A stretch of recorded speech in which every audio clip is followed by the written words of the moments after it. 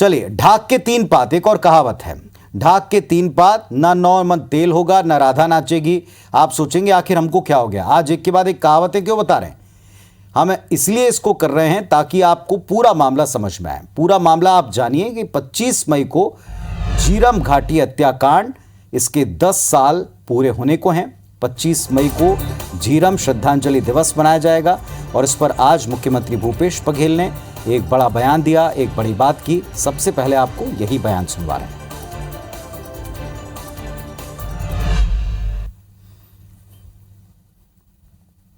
हम जब एसआईटी गठन करते हैं तो नहीं हाई कोर्ट और सुप्रीम कोर्ट चली जाती है।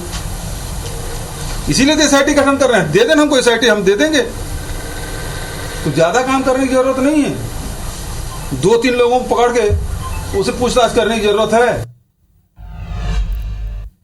तो एक बार फिर से मुख्यमंत्री ने वही बात दोहराई कि हमने एसआईटी बनाई थी, अड़ंगा क्यों लगाया। वो ये भी कहते हैं कि ज्यादा नहीं, 2-3 लोगों से पूछताछ करेंगे तो सारा सच सामने आएगा। तो सीएम भूपेश बघेल को आपने सुन लिया। इसी बहाने आज मौका है झीरम घाटी और सियासत को डिकोड करने का। जब झीरम कांड हुआ था तब भारतीय जनता पार्टी की सरकार थी और किसी भी सरकार के समय इस तरह का कांड एक बदनुमा दाग होता है। आजाद भारत के इतिहास में झीरम कांड सबसे बड़ा माओवादी अटैक था। दुनिया में शायद ही किसी पॉलिटिकल दल के काफिले पर इतना बड़ा हमला हुआ। लेकिन इसके बाद जिस तरह से जांच हुई उसने कई सवालों को जन्म दिया जो अब तक बने हुए हैं। कोई ठोस नतीजा, खास तौर पर पॉलिटिकल कॉन्स्पिरेसी, कोई षड्यंत्र इसमें राजनीतिक तौर पर था क्या, इसका कोई जवाब नहीं। लोकतंत्र के लिहाज से, राजनीति के लिहाज से ये बड़ा ही दुर्भाग्यपूर्ण है।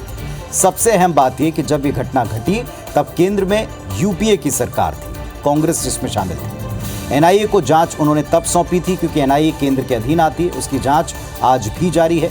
दूसरी बात, जब छत्तीसगढ़ में कांग्रेस पार्टी की सरकार आई तो लगा कि इस मामले में जो बार बार दावे होते हैं वो सच अब सामने आ जाएगा। एसआईटी बनाई गई लेकिन पैंच फंसा दिया गया। इस दौरान 10 साल से कांग्रेस बीजेपी के बीच में बयानों का डिबेट हमने कितनी बार की, इसका कोई अंदाजा नहीं। कुल मिलाकर के झीरम में मारे गए लोगों को इंसाफ कब मिलेगा। और फिर वही दोहराऊंगा कि क्या वो सबसे बड़ा सवाल कि इतनी बड़ी नक्सल वारदात के पीछे क्या कोई पॉलिटिकल कॉन्स्पिरेसी, क्या कोई राजनीतिक षड्यंत्र था जिसके आरोप लगाए जा रहे हैं। खामियों पर तो काफ़ी बात हो गई, क्या उसकी कभी जांच होगी, क्या उसका सच बाहर आएगा, क्या उसका कोई दोषी सामने आ पाएगा।